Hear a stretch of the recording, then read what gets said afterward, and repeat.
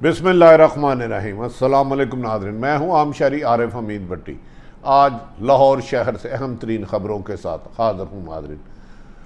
भारत का बेनकाब चेहरा हो गया। भारत ने पाकिस्तान के वज़ीर आज़म इमरान खान के लिए जासूसी करवाने के लिए, उनके टेलीफोन टेप करवाने के लिए, हैक करने के लिए इसराइल की मदद ले ली। लेकिन इससे पहले दुनिया जान चुकी है भारत पाकिस्तान में दहशतगर्दी को फ़रोग़ दे रहा है। पाकिस्तान की इस इतला के बाद के वज़ीर आज़म पाकिस्तान के टेलीफोन को हैक करने की कोशिश की इसराइल कंपनी के ज़रिए और आला सिविल मिलिट्री क़यादत की। उसके बाद पाकिस्तान की मिलिट्री क़यादत और सिविल हुकूमत ने सर जोड़ लिए कि आइंदा भारत को इस किस्म की हरकत का मुंह तोड़ जवाब दिया जाएगा। जबकि चीन के साथ ताल्लुकात ख़राब करने के बारे में भारत की एक और कोशिश नाकाम हो गई।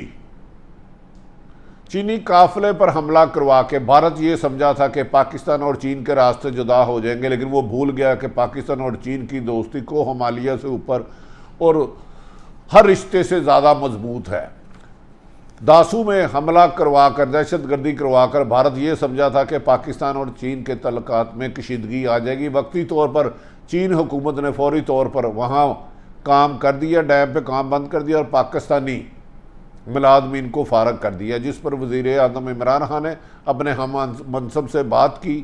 वज़ीर ख़ारजा ने वहाँ जाने की कोशिश की, ताहम वो जा नहीं सके। लेकिन आज आर्मी चीफ से चीनी सफ़ीर की तफसीली मुलाकात हुई और जिस पर कहा गया कि चीनी डेलीगेशन जो भी सी पैक के सिलसिले में काम कर रहा है, उनकी हिफाजत की तमाम तर जिम्मेदारियाँ पाक फ़ौज पर है और वो बाखूबी तरीके से इसको अंजाम देंगे। ताहम उन्हें ख़दशा था कि भारत सी पैक के रुकावट के लिए दहशतगर्दी का रास्ता अपनाएगा। नाज़रीन, भारत पाकिस्तान के साथ मकबूजा कश्मीर की ज़्यादतियों की एक तवील दास्तान है जो बारहा आपकी तरफ आ चुकी है। आज अमेरिका के एक अखबार ने, वाशिंगटन पोस्ट ने, एक अहम तरीन इंकशाफ किया है कि भारत इन ममालिक में शामिल है जो दूसरे ममालिक के लिए जासूसी कराते हैं। ना सिर्फ वहाँ की सिविल हुकूमत बल्कि मिलिट्री हुकाम की भी जासूसी कराते हैं। वो ना उनके टेलीफोन हैक कराते हैं बल्कि वहाँ के लोगों को ख़रीद कर, लालच देकर उनसे उनके राज उगलवाने की नाकाम कोशिश करते हैं। यही कोशिश भारत ने इसराइल के एक सॉफ्टवेयर के को इस्तेमाल करते हुए पाकिस्तान के प्राइम मिनिस्टर इमरान खान, अहम शख्सियात और उनके काबीना के कुछ लोगों के टेलीफोन हैक करने की कोशिश की, जिस पर उन्हें कामयाबी नहीं हो सकी। कहा जा रहा है कि इस सिलसिले में भारत ने इसराइल के साथ मिलकर अमेरिका की पुष्टपनाही पर बड़ी इन्वेस्टमेंट की थी कि पाकिस्तान के लिए मुश्किलात पैदा करें और पाकिस्तान के अंदरूनी हालात और हिकमत अमली से आगाह होकर पाकिस्तान में दहशतगर्दी को फ़रोग़ दे सके। नाज़रीन, ये भी कहा था जिसके ज़रिए भारत ने जो सॉफ्टवेयर इस्तेमाल किया है, कहा जाता है कि दुनिया भर में सहाफ़ियों, हुकूमती अहदेदारों और इंसानी हकूक़ के कारकुनों की स्मार्टफोन्स की कामयाबी निगरानी की जा रही है और इसको पे इसराइल बहुत ज़्यादा काम कर रहा है। और अब रिपोर्ट में मुख्तलिफ शख्सियात के नाम भी सामने आ गए हैं, जिसके मुताबिक वज़ीर आज़म इमरान खान भी भारत के निशाने पर रहे हैं। क्या वो कौन सी ऐसी बातें जानना चाह रहे थे जो भारत तक अब तक नहीं गई? क्या वज़ीर आज़म इमरान खान के टेलीफोन तक उनकी रसाई किस तरह मुमकिन हुई? उनके ज़ेर इस्तेमाल रहने वाला एक फ़ोन पर भारत की नज़रें क्यों थी? उसके अलावा पाकिस्तान की किन अहम तरीन शख्सियात के टेलीफोन हैक कर रहा था भारत और उसके मकासद दहशतगर्दी 20 साल करवाने के बाद भी भारत अफ़गानिस्तान में नाकामी का पाकिस्तान से बदला लेने के लिए मुख्तलिफ साजिशों रोज़ बरोज़ करता जा रहा है। नाज़रीन, रिपोर्ट्स के मुताबिक मीडिया के 17 अदारों की जानिब से की गई तफ्तीशी रिपोर्ट में कहा गया कम से कम एक मरतबा इमरान खान के ज़ेर इस्तेमाल उनका फ़ोन का रहने वाला मोबाइल नंबर भारत की फ़हरिस्त में था कि सबसे पहले इसको वॉच किया जाए और इसमें पाकिस्तान के ताकतवर तरीन हलकों के ताकतवर अदारों के शख्सियात के नाम भी शामिल थे। भारत की जानिब से वज़ीर आज़म समेत और इनकी काबीना के टेलीफोन भी हैक करने के इंकशाफ हुआ है। ज़राए ने बताया कि हुकूमत की जानिब से इस मामले पर शदीद तशवीश का इजहार किया गया है और भारत के जासूसी के हवाले से लाए अमल के लिए अमल तय किया जा रहा है। इस सिलसिले में सिविल हुकूमत और पाक फौज की आला सतही क़यादत ने सर जोड़ लिए हैं कि भारत की जारहाना हिकमत अमली का ना सिर्फ भरपूर जवाब दिया जाएगा, इस किस्म की हिकमत अमली बनाएगी कि भारत इस किस्म की जुर्रत करने की कोशिश भी ना करे। अब ये एक स्ट्रेटेजी बनाई गई है कि भारत के एक नाइंसाफ़ी के जवाब में उनके साथ 3 की जाएंगी। अगर वो जासूसी और कमजरफी तरीके से पाकिस्तान में दहशतगर्दी करा रहा है तो पाकिस्तान दलेराना और बहादराना तरीके से मुंह तोड़ जवाब देगा। नाज़रीन, दूसरी तरफ पाकिस्तान को रुसवा करने के लिए, पाकिस्तान को बदनाम करने के लिए फिर अफ़गान सफ़ीर की बेटी की गिरफ्तारी के पीछे भारत के शवाहिद मिले हैं। कहा जा रहा है कि जो सफ़ीर की बेटी को के बारे में कहा गया था कि उन्हें अगवा किया गया है और उसके बाद जैसे ही उनकी तहकीकात मुकम्मल हुई तो उन्हें फौरी तौर पर अफ़गान सफ़ीर को अशरफ गनी ने, जब राज अफशा होने लगा कि ये एक झूठ है, फ्रॉड है, वो बच्ची अपनी मर्ज़ी से गई नहीं थी, किसी ने अगवा नहीं किया था, उस पर फौरी तौर पे भारतीय सफ़ीर और उस बच्ची को बुला लिया गया। जो इन्वेस्टिगेशन फ़िलहाल तफसीली की गई है, पाकिस्तान की पुलिस और रहमदारों ने घर से वो 12:50 पर निकली, कुछ देर बाद मार्केट पर पहुंची। इस मौके पर 1:18 पर खड्डा मार्केट से वो एक टैक्सी में सवार हुई और वो वहां से नामालूम मुकाम की तरफ चले गई। जबकि उसने जो जाल बिछाया है कि मैं जब अड्डा प्लाट से 1:18 पर निकली तो 5 मिनट बाद एक आदमी और कार में सवार हुआ, टैक्सी में सवार हुआ, इसमें येलो उबर या क्रीम नहीं इस्तेमाल गई कि इसका रिकॉर्ड ना हो।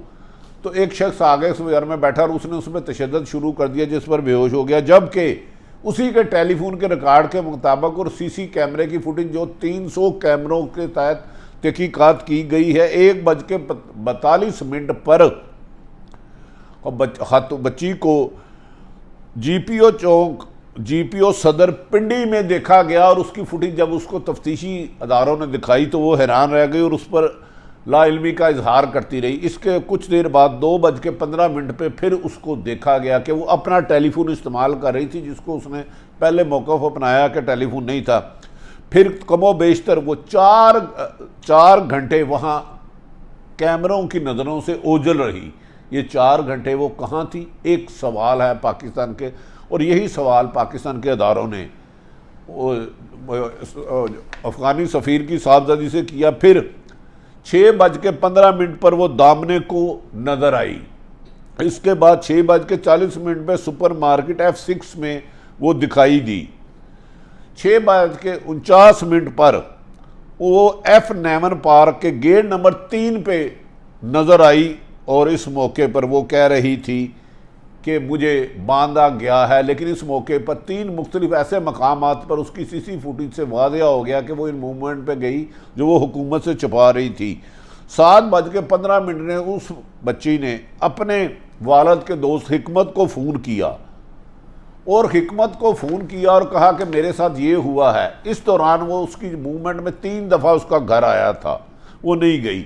हिकमत आया और पहले उन्हें एक अली मेडिकल अस्पताल में ले गया, फिर पिम्स ले गया, जहां उनका मुकम्मल चेकअप किया गया तो उन पर जख्म के निशानात नहीं थे।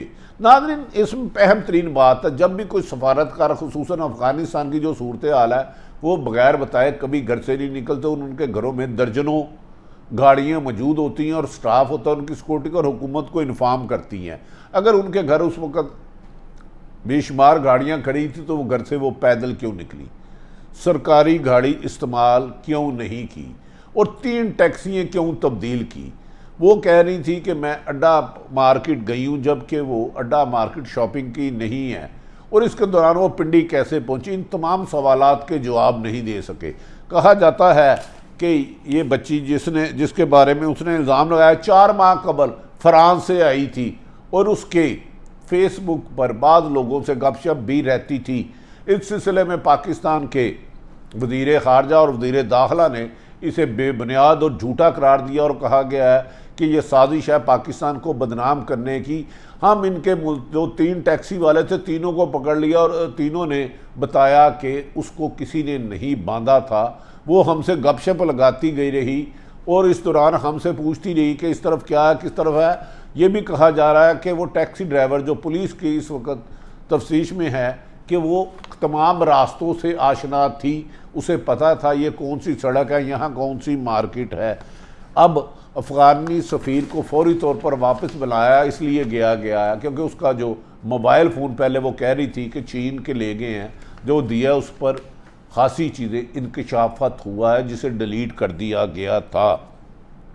इस्लामाबाद की पुलिस 5 टीमें, टेक्निकल और ISI की टीमें इस पर दिन रात को अमल कर रही है और उसका जियो फ्रांसिक मोबाइल के बारे में अहम इंकशाफत आए हैं जिसे अनकरीब पाकिस्तान की हुकूमत, अफ़गान हुकूमत को तमाम हक़ाइक़ बताएगी। कहा जा रहा है 300 से ज़्यादा CC कैमरों से मदद ली गई है और राउंड दी क्लाक इसको सिंध इस्लामाबाद पुलिस और हसास अदारों ने इसकी मॉनिटरिंग किया और इसे कहा गया कि इसके अगवा होने का, इस पर तशद्दुद करने का किसी किस्म का भी कोई अभी तक ऐसा इशारा नहीं आया जिससे पता चले। तो हम 4 घंटे वो मोबाइल फ़ोन समेत नज़रों से ओझल कैसे रही, CC कैमरों में नहीं आई। एक सवाल पर सख्ती से काम किया जा रहा है जिसके बाद शवाहिद को खुफिया रखा जा रहा है। उन्होंने कहा कि इस वक्त 350 से ज़्यादा अफसर और जवान ख़वातीन सिर्फ इस केस को मॉनिटर कर रहे हैं। इस सिलसिले में पाकिस्तान के वज़ीर ख़ारजा ने और पाकिस्तान हुकाम ने अफ़गान हुकूमत से राब्ता करके कहा उस बच्ची के मुल्ज़मान की गिरफ़्तारी करना हमारी ज़िम्मेदारी है। जहाँ जहाँ वो बच्ची गई उसके कैमरा की CC फुटेज मौजूद है और अगर इसमें कोई भी अगवाकार हुआ तो उसे किसी भी कीमत पर नहीं छोड़ा जाएगा। और इस सिलसिले में अफ़गान हुकूमत को भी दावत दी गई कि आप इन्वेस्टिगेशन में आकर अपना जिस तरह की तसल्ली चाहते हैं आपको तसल्ली कराई जाएगी और तमाम तर सबूत आपके सामने रखे जाएंगे। अब अंदर की बात आ रही है कि ये सारा ड्रामा पाकिस्तान में, काबुल में जो पाकिस्तान का सफारत खाना है उसे बंद करने के लिए रचाया गया है, जिसके बारे में अफ़गानी सफ़ीर की भारतीय हुकाम से भी बात होती रही है, जिसकी एविडेंस बहुत सारी सामने आ गई हैं।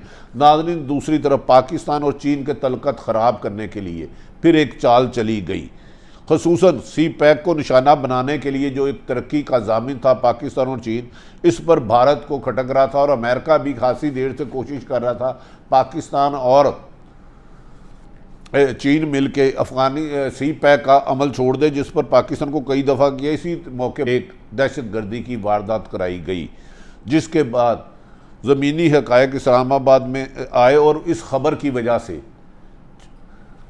मुख्तलिफ मीडिया ने इसे अपनी मर्ज़ी से उछाला, जिस पर चीन हुकूमत ने फौरी तौर पर दासू बैन का काम रोक दिया और चीनी सफारत पाकिस्तानी मुलाज़मिन को नौकरी से निकाल दिया, जिसको भारत ने खूब उछाला।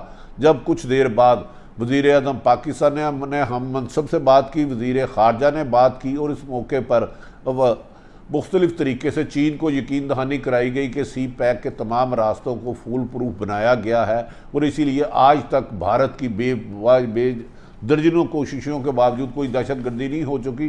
ताहम अफ़गान सूरत हाल से फ़ायदा उठाते हुए भारत अपनी इस दहशतगर्दी की वारदात के करने में कामयाब हो गया, जिसके मुल्ज़मान तक बहुत जल्द पहुँच जिया जाएगा।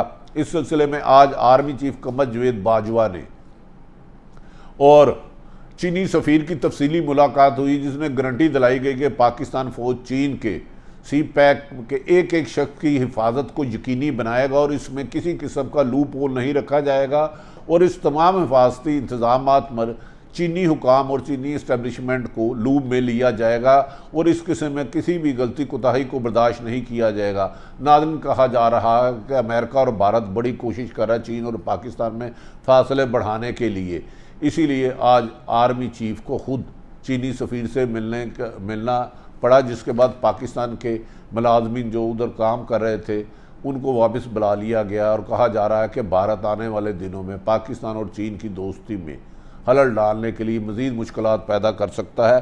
ताहम पाकिस्तान की हुकूमत और इस्टेब्लिशमेंट व्हाट्सएप की बजाय अपनी लेटेस्ट टेक्नोलॉजी के लिए ऐप इस्तेमाल करेगी ताकि गैर मुल्की जासूसी आलात खसूसन अमेरिका, इसराइल और चीन उन तक रसाई ना कर पड़े, जिसके लिए पाकिस्तान के IT के एक्सपर्ट को बहुत जिम्मेदारियाँ सौंप दी गई हैं। दूसरी तरफ पाकिस्तान की सियासत आजकल अपने बामे अरूज पर है, इल्ज़ामात की सियासत बामे अरूज पर है। पीपल्स पार्टी, नून लीग और PTI एक दूसरे के दस्तों गिरेबान है, लेकिन वज़ीर आज़म इमरान खान बाहिम्मत हैं कि वो किसी को भी रिलीफ नहीं देंगे और मुल्क की वक़ार के मुतराफिक कोई फ़ैसला नहीं किया जाएगा। नाज़रीन, अपने इर्द गिर्द रहने वालों की खुशियों का ख्याल रखें। पाकिस्तान जिंदाबाद।